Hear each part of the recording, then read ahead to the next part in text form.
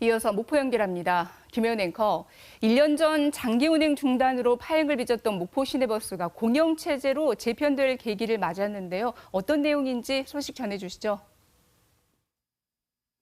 목포 시내버스 회사인 태원여객이 목포시와 시의회 등이 감정평가 기관들의 의뢰해 산정한 노선권의 가치 210억 원을 인정하기로 했습니다. 이로써 목포 시내버스는 목포시가 20개 노선을 사들여 공영체제로 본격 재편될 전망입니다. 김광진 기자가 취재했습니다.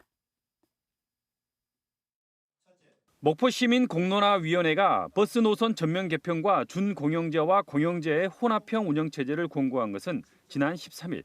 공론화위원회는 여기에 목포시와 의회 그리고 업체 측이 각각 감정평가 기관에 의뢰해 산정한 버스 노선권의 가치를 210억 원이라고 밝혔습니다.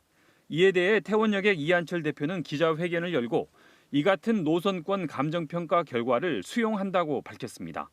버스 사업을 목포시에 안전하게 양도하는 것이 시민을 위한 마지막 배려라고 생각해 더 이상 의견을 제시하지 않고 공인 감정평가 기관들의 평가 결과를 존중하기로 하였습니다. 이 대표는 또 노선권을 매각한 대금으로 운전기사 퇴직금과 은행 부채 등을 우선 갚는 데 사용하고 현재의 비상경영체제를 내년 6월 말까지 연장한다고 덧붙였습니다. 특히 목포시가 모집한 신규 사업자에게 인수인계가 원활하게 이루어질 수 있도록 협조하고 차고지 등 필요한 시설들은 새 사업자가 안정화될 때까지 지원하면서도 신규 사업자 모집에는 참여하지 않겠다고 이 회장은 강조했습니다. 목포시는 이에 따라 공론화위원회의 공고사항을 수용하고 내년 2월에는 노선을 개편하는 한편 7월에는 목포형 대중교통 시스템을 발주한다는 계획입니다. 타시군 시나 군에서 하는 거하고 좀 틀립니다.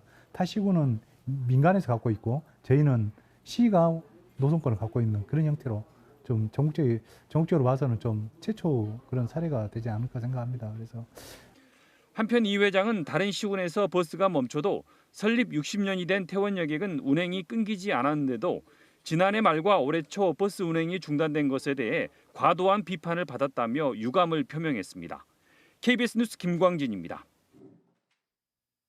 제5기 전남학생의회가 교권 존중 실천학생 공동선언문을 통해 전남의 학생은 배움의 주체로서 자율적이고 책임감 있는 학교 생활을 위해 선생님의 교육 활동과 생활 교육 방향을 이해하고 존중하도록 노력한다고 밝혔습니다.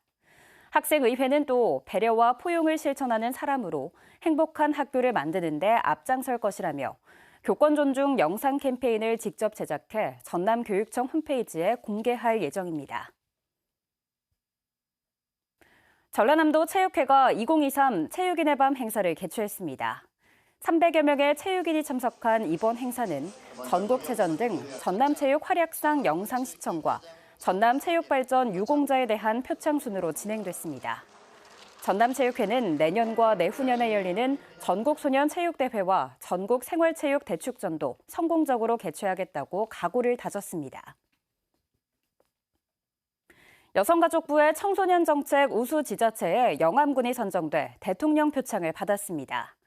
여성가족부는 영암군이 청소년 수련관 운영과 의사결정 과정에 청소년 관장제를 시범 도입하는 등 청소년의 주도적 활동을 강화했고 특히 디지털 청소년 수련관을 구축해 농촌 지역의 디지털 미디어 교육 지원 기반을 확충했다고 평가했습니다. 지금까지 목포에서 전해드렸습니다.